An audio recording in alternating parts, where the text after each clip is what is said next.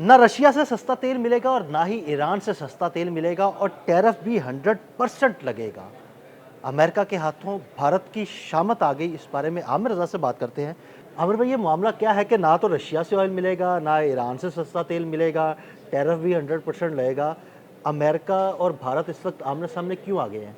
देखिए, सबसे पहली बात तो ये है कि भारत ने बहुत मौज कर ली। मौज मैं इसलिए कहता हूँ, मौज मस्ती इसलिए कहता हूँ, ईरान पर बहुत लंबे अरसे से पाबंदियाँ हैं। ईरान की जो नई एडमिनिस्ट्रेशन थी 79 के बाद, बादशाहत के बाद, वो भारत के बहुत करीब हुई और इस पाबंदियों का सबसे ज़्यादा फ़ायदा अगर किसी मुल्क ने उठाया तो भारत ने उठाया ऐसे ही है। और उसने ईरान से सस्ता तेल लेना शुरू किया। ये सस्ता तेल उसको ईरान से भी मिल रहा था। फिर उसके बाद यूरोपियंस ने जब रशिया पर पाबंदियाँ आयद की यूक्रेन वार के बाद, आज से 4 साल पहले, तो उसके पास एक दूसरा मुल्क भी आ गया जहाँ से वो सस्ता तेल ले सकता बिल्कुल। था तो और ये उसने सारा उसे कुछ शैडो फ्लीट के ज़रिए भी होता रहा। शैडो फीड्स के ज़रिए तो ईरान से होता था, रशिया से बिल्कुल, तो डायरेक्ट ये बिल्कुल तेल ले सही। रहे थे और इनकी प्राइवेट कंपनीज जो थी इसी दौरान अरबों खरबों डॉलर्स की हुई, जो आपको भारत में बहुत ज़्यादा एकदम से पैसों की रेल पेल नज़र आई और आपको वहाँ पर एनर्जी सस्ती नज़र आती थी। पाकिस्तानी लोग भी हमसे सवाल करते थे कि भाई वहाँ पे ऑयल की कीमतें क्यों कम है और यहाँ पर, अब उनको जब हमसे समझाने लगते थे कि ये 2 ब्लॉक्स का मामला है, हम क्योंकि उस ब्लॉक में नहीं हैं, हम जिस ब्लॉक में हैं हमें उसी से तेल लेना होता है। ना ईरान हमें तेल देने के लिए तैयार था, ना रशिया हमें तेल देने के लिए तैयार था और ना ही हमारे पास रिफाइनरीज़ उनके उनके तेल को साफ़ करने के लिए रिफाइनरीज़ मौजूद हैं। तो हमें इंटरनेशनल मार्केट से तेल उठाना होता है, हमने चोर बाज़ार से जी, तेल बिल्कुल। हम कोई नहीं लेना चोर होता। थोड़ी हैं कि चोर बाज़ार से चोर तेल बाज़ार से उठाएँगे। तो मोदी सरकार या भारतीय सरकार जो थी, लंबे अरसे से ये ईरान से जो है चोरी-छुपे तेल ले रहे थे, रशिया से ये तेल लेते थे। रशिया पर जब पाबंदियाँ लगी हैं यूरोपियन यूनियन की तरफ से कि वो तेल नहीं लेंगे, अमेरिका ने उसको इंडोर्स किया और अमेरिका ने मना किया कि दुनिया का कोई मुल्क भी जो है रशिया से तेल अगर लेगा तो उस पर टैरिफ लगाया जाएगा। यहाँ तक आया कि 500 प्लस जो है फ़ीसद टैरिफ भी लगाया जाएगा। बिल्कुल। लेकिन ये खबर चले 100% तक तो आज कंफर्म हो गई जी, बिल्कुल। कि उन्होंने कहा कि ना ईरान से, ईरान का ब्लॉकेड है, इस वक्त आपने हर्मज़ बंद है और अमेरिका ने कह दिया कि कोई शैडो फ्लीट भी या वेसल भी जो है यानी किसी और मुल्क का झंडा बिल्कुल, लगाकर वो भी नहीं गुज़र सकता। वहाँ से गुज़र नहीं सकता है और इस पर सबसे ज़्यादा नुकसान जो है भारत को होने वाला है और भारत में आप देखेंगे आने वाले दिनों में तेल की कीमतें जो हैं वो जी, बिल्कुल, शूट अप मैं आपसे करेंगी। यही पूछने वाला था कि अगर वो ईरान से तेल नहीं लेगा, रशिया से तेल नहीं लेगा, जो वो सस्ते दामों लेता था, तो इसका मतलब है उसे ऑयल जो है वो इंटरनेशनल मार्केट से इंटरनेशनल रेट पर ही उठाना इंटरनेशनल पड़ेगा रेट पर और उठाना जब वो पड़ेगा। इंटरनेशनल रेट पे उठाएगा, तो ऑब्वियसली फिर वहाँ पर कीमतें तो बढ़ेंगी। देखिए, सबसे पहली बात तो ये है कि अगर ईरान अमेरिका सुलह भी हो जाती है तब भी नुकसान इंडिया का इसलिए होगा क्योंकि फिर ईरान अपना तेल इंटरनेशनल मार्केट के बिल्कुल, हवाले से क्योंकि वो फिर शैडो फ्लीट के ज़रिए नहीं शैडो जाएगा। फ्लीट्स के जरिए नहीं जाएगा। दूसरा, इसने दोनों मुल्कों के साथ जो है उनकी करेंसी में ही ट्रेड करने का एग्रीमेंट कर रखा है, यानी ईरान में भी और जो है इसमें भी, रशिया रशिया में में भी। भी। और ईरान में तो उसने 5 अरब डॉलर की सरमायाकारी चाबहार में कर रखी थी, वो जो तो कि डूब खैर गई। पाकिस्तान के ख़िलाफ़ थी, वो कर रखी थी। उस सरमायाकारी का डूबना भी था और अब ईरान पर क्योंकि ब्लॉकेड है, कल से ये नाफिज हो गया है, कोई जहाज़ वेसल्स, ऑयल वेसल जो है ना ईरान आ सकता है, ना ईरान से जा तेल सकता लेकर है। जा सकता है। ये भारत में अगले आने वाले दिनों में गैस की लाइन्स आप देख रहे थे, आपको पेट्रोल की और डीज़ल की लाइन्स भी नज़र आना शुरू हो जाएंगी। फिर आ जाए रशिया पे। रशिया में अमेरिका ने एक मौका तैयार किया है। आज उनके वो जो वहाँ के अमेरिकन गवर्नमेंट के एक नुमाइंदे थे जिन्होंने प्रेस से ख़िताब किया है। उन्होंने ये कहा कि हम ये समझते हैं कि जो लोग रशिया से चीज़ें ख़रीद रहे हैं वो असल में यूक्रेन के ख़िलाफ़ इस्तेमाल करने इस के लिए वो पैसा रशिया जा रशिया रहा है को ना? पैसा दे रहे हैं। बिल्कुल ऐसे ही है। तो ये यूक्रेन के लोग जो हैं उसी पैसे से बरूद का शिकार हो रहे हैं, मर रहे हैं।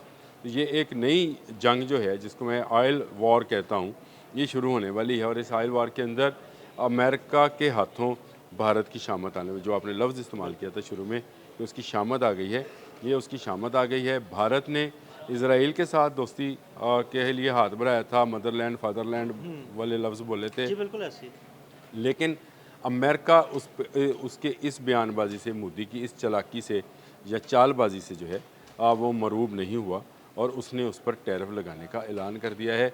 अब एक तरफ अगर ये रशिया का ऑयल लेते हैं तो 100% टैरिफ है और अमेरिका ही सबसे बड़ा भारतीय चीज़ों का यानी सॉफ्ट, उसकी सबसे बड़ी जो बिल्कुल, इंडस्ट्री है वो वो आजकल बड़ी ये मार्केट कंप्यूटर है, है, बिल्कुल। कंप्यूटर और मोबाइल्स की मार्केट है।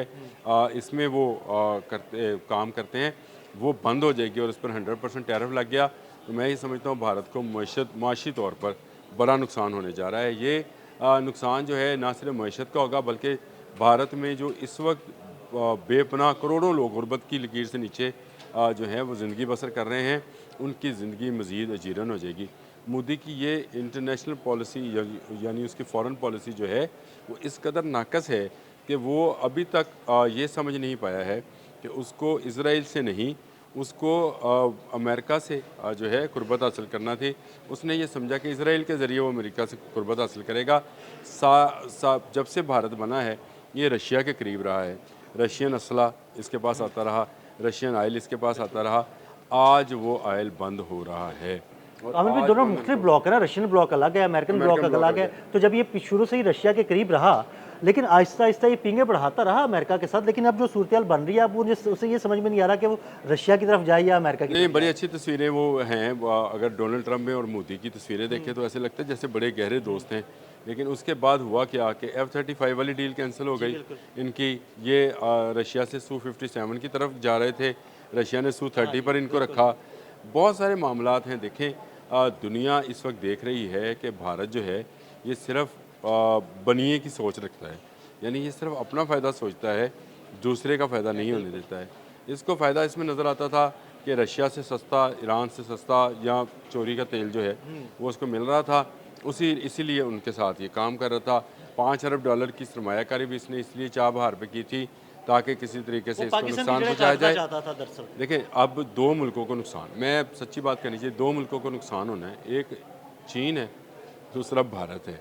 चीन एक बड़ी इकॉनमी है। चीन की बाइंग पावर जो है वो भारत से कई गुना ज़्यादा है, ये मानने वाली बात है। बिल्कुल ऐसे ही। चीन इस वक्त नंबर 1 की पोजीशन पर मौजूद है। चीन जहाँ से चाहेगा तेल ले आएगा, तेल उसके लिए कोई मसला नहीं रहेगा, जितने में मिलेगा वो उठा लेगा। उसके पास इस वक्त दुनिया में सबसे ज़्यादा सोना उसके पास है। दुनिया में सबसे बड़ी इकॉनमी अगर कोई है तो वो चीन है। दुनिया में सबसे बड़ी वेपन इंडस्ट्री किसी के पास है तो वो चीन है। भारत के पास ये सारी चीज़ें उस तरह से नहीं हैं, लेकिन उसके पास चीन से अगर कोई चीज़ ज़्यादा है तो वो आबादी है। भारत की आबादी इस वक्त दुनिया में नंबर 1 है और इस आबादी को चलाने के लिए तेल बहुत अहम है। एनर्जी अगर नहीं होगी तो इस आबादी को पालना, इसके लिए फसलें उगाना, इसके लिए इंडस्ट्री चलाना, ऑब्वियसली एनर्जी नहीं होगी, तेल नहीं होगा, ट्रैक्टर्स नहीं चलेंगे तो आपकी सब्जियां नहीं उग सब्जियां नहीं पाएंगी, उगेगी सब्जियां नहीं उगेगी तो आपके लोग भूखे मरना और शुरू हो इंडस्ट्री जाएंगे। नहीं होगी तो आपकी इंडस्ट्री भी नहीं चलेगी। तो ये बहुत सारे मामला जो हैं उसके इसी के साथ मुंसलिक हैं।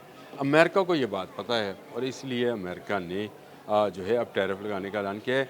मेरा ख्याल है कि लफ्ज़ यही सही है कि भारत की शामत आ गई। बिल्कुल, बहुत शुक्रिया आमिर भाई, भारत की शामत आ गई, इस बारे में आमिर रज़ा ने बड़ी तफसील के साथ आपको बताया। मज़ीद अपडेट्स के लिए हमें फॉलो करते रहें। अदील अहमद और आमिर रज़ा को इजाज़त दीजिएगा। अल्लाह हाफ़िज़।